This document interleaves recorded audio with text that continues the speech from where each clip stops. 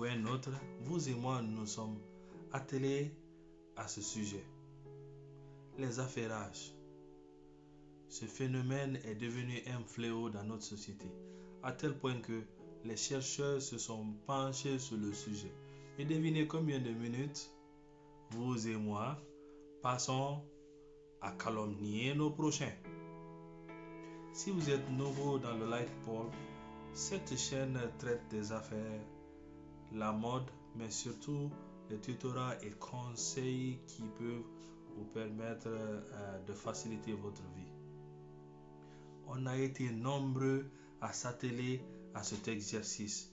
Cela est devenu un sport collectif. Vous et moi, à un moment ou un autre, nous avons gâté le nom de nos prochains. C'est pour ça que je pense qu'une réflexion s'impose, parce que ce fléau est en train de gangréner notre société. Qu'est-ce qui caractérise les affairages? Est-ce qu'il est possible même de s'en débarrasser? Si oui, quels sont les remèdes? Voilà quelques propositions. Numéro 1. Arrêtons de juger nos prochains. Un tournant important et capital dans les affairages, c'est le jugement. Arrêtons de juger rapidement nos prochains. Nous n'avons pas l'ensemble des éléments qui constituent les faits. Donc, nous ne pouvons pas déterminer si la personne est coupable ou non. Mais mieux, nous ne savons pas dans quelle situation elle se trouvait lorsque la scène se passait. De plus, en quoi sommes-nous qualifiés pour prendre des décisions de ce genre au nom de la personne? De plus, qui sommes-nous pour sanctionner le comportement de nos prochains?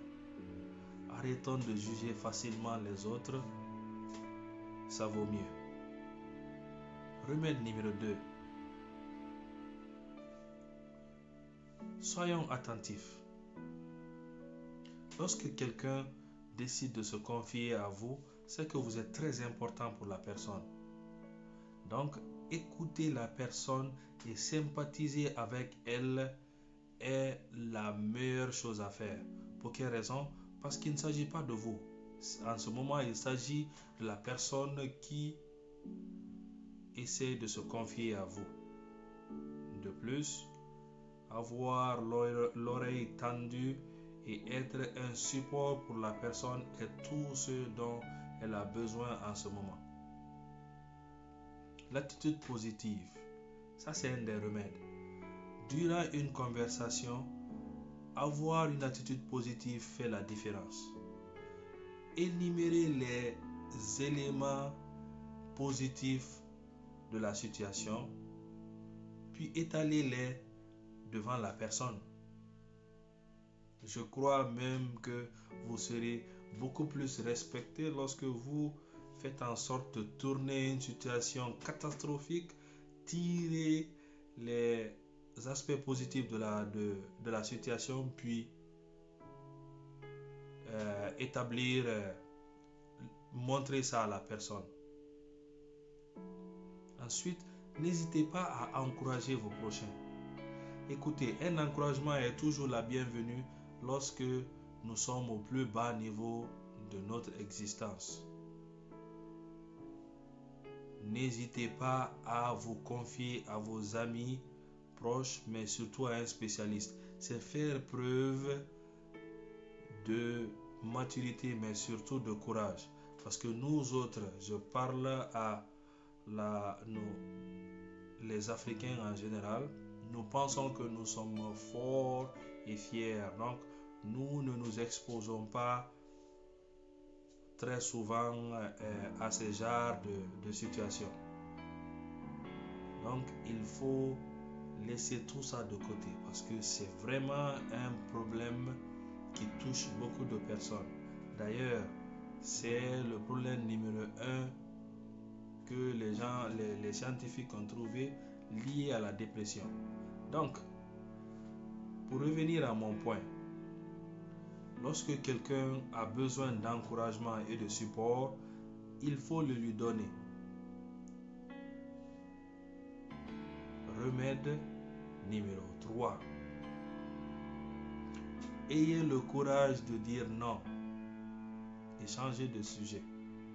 Aussi simple que cela, dites non lorsque quelqu'un veut décider de calomnier son prochain et cherchez des sujets que vous êtes prêts à partager. Écoutez, en ce moment, vous avez tellement de choses positives que vous pouvez partager avec le monde et que vous êtes excité même à faire que vous n'avez pas de temps à passer sur cet exercice futile. Donc, cherchez le courage dans votre cœur là-bas et dites non. Enfin, pour tous qui ont décidé de prendre action en 2021, mais surtout de s'imposer des règles et conduites louables et respectables dans la société, je vous encourage, mais surtout, je vous tire le chapeau. Parce que vous avez décidé de prendre action. Enfin, merci d'avoir suivi cette chaîne. Comme je vous avais dit, je vais vous laisser deviner le nombre de minutes que nous passons à faire les affairages en moyenne par jour. Tout ce que je peux vous donner comme indice, c'est que ça dépasse 30 minutes. En conclusion, prenons moins de temps dans les affaires des autres. Occupons-nous de nos propres affaires. Ça vaudra mieux pour tout le monde. Merci de m'avoir suivi. N'oubliez pas de souscrire et aider à grandir cette chaîne. Au revoir.